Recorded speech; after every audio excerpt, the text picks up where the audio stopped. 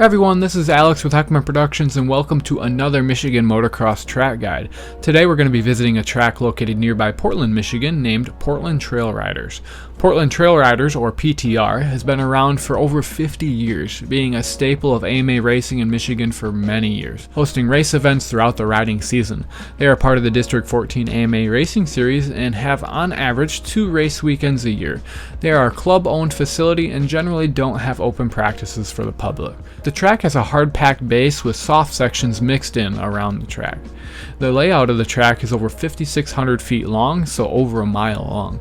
The longest jump on the track is a 110-foot tabletop, with a lot of other fun, safe jumps as well.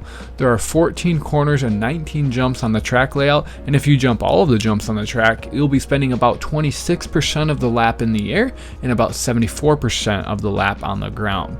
Lap times for elite level riders come in just under 2 minutes long. With that being said, enjoy a full lap around the track here at Portland Trail Riders. Make sure to check them out on Instagram and Facebook to stay up to date on all of their events. And also make sure to like this video and subscribe for more track guides. Thank you all so much for watching.